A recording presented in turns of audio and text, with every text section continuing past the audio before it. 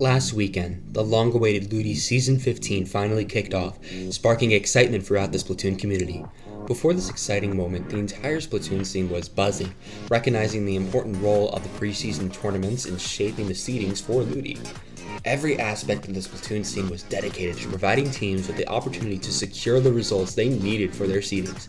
Hi, I'm NM, and let's break it down in this week's episode of The Weekly Inc. IPL had both weeklies come out this time around before Ludi, with SOS and Neon Whale having another iteration. SOS 150 saw a staggering 70 teams vying for victory. In a remarkable display of skill and determination, Hershey Pickup, a team comprising of Catnip's roster plus Looples, emerged as the champions, halting the almost flawless run of I Eat Clash Blaster and triumphing in the grand finals with a 3-1 score. Neon Whale 9, on the other hand, is a platform for mid-level players to showcase their talents exclusively, though it only saw 7 teams come out for the tournament. Tylenol takers were the ones to emerge victorious, sweeping both Auntie in winners finals and Bing Chilling in 3-0 in grands, showcasing their dominance during the tournament. While not having all their weeklies for this week like IPL, Dabble Productions still had 2 monumental tournaments.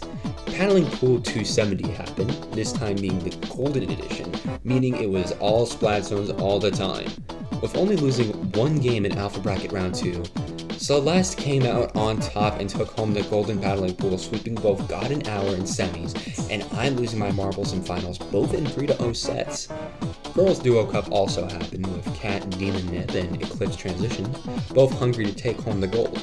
After going to Game 5, it was Cat and Demon Nip that was able to prove their strength, taking the grands 3-2 and taking home that gold. Low Level also had some solid mode-specific tournaments to get the results in without that up top level or mid level taking them away from them. All for One, a primarily one mode only tournament, gave players some nice practice in tower control.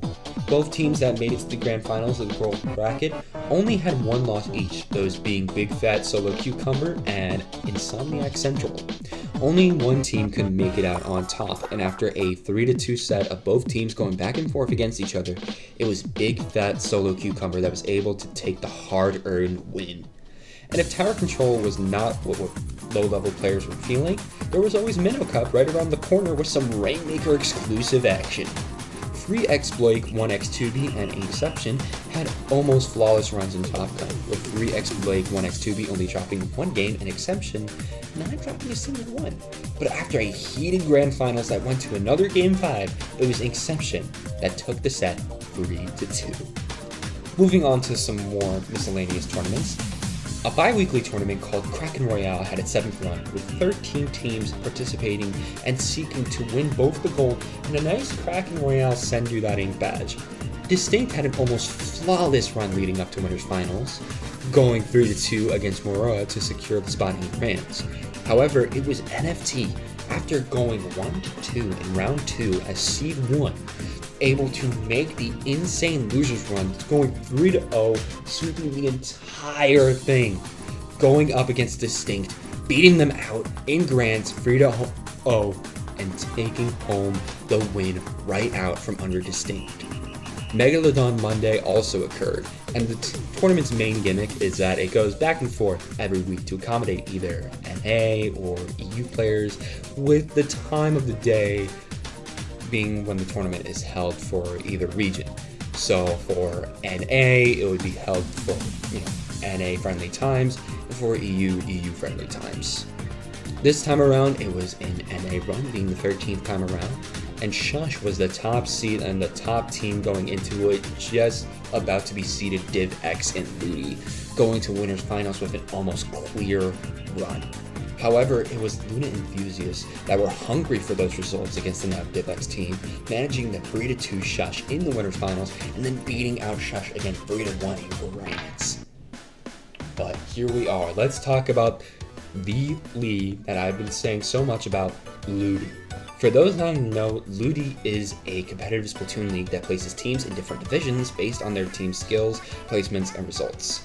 Once the season starts, teams play through a group stage with 5 other teams over 5 weeks, so 1 match a week, leading up to the top 2 teams from each of those groups going to a single elimination bracket for the entire div with the rest of the groups in their division. The winner of the whole bracket winning the entire division, saying they can be the best team in the division. On June 9th at 3 p.m. PST, Ludi held a stream to announce the teams in each division going from Division 10 to Division X, with Ludi starting the next day on June 10th. Interesting to note that this is the first time Ludi has held a stream like this to announce, the divisions. It wasn't announced beforehand in a Google Sheet or a Google Doc. It was announced on stream, which is very, very lovely to see. And over these next few months, the main place where you can watch these Ludi matches is going to be on Ludi Tonight at twitch.tv/Splatoon20. So if you want to catch some live Ludi matches throughout the season, make sure to check them out. But with that, that's all the time I have. Let us know what you thought down in the comments. Be sure to like and subscribe to IPL, and we'll see you same time, same place next week. Have a good one.